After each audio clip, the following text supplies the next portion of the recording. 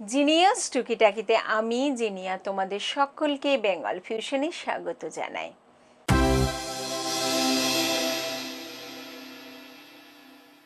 ছোট্ট সমস্যা ছোট্ট সমাধান।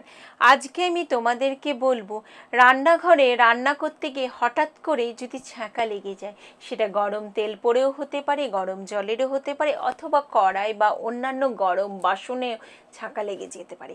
এই ছ্যাঁকা লেগে গেলে কি করবে তোমরা, সেই কথাই শোনাবো।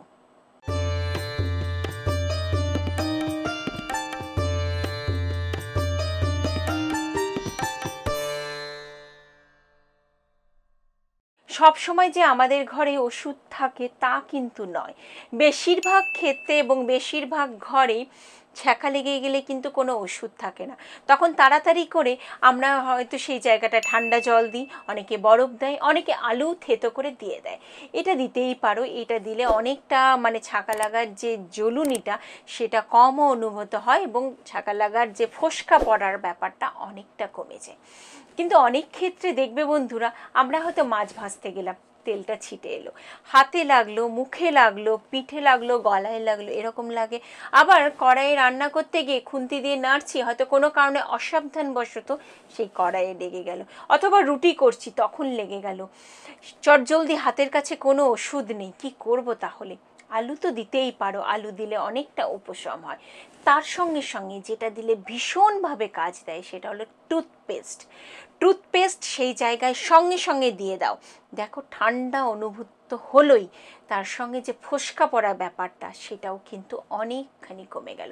ফোস্কাটা কিন্তু অতটা বাড়াবাড়ি জায়গায় যাবে না এবং সেই সঙ্গে জ্বলুনিটাও কমে যাবে।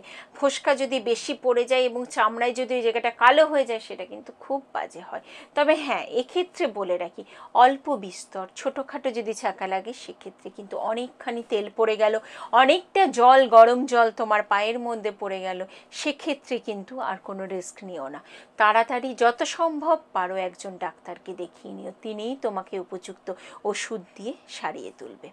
কেমন লাগলো এই ছোট্ট এই পর্বটা এবং অতি গুরুত্বপূর্ণ পর্বটা, সেটা জানাতে ভুল করো না।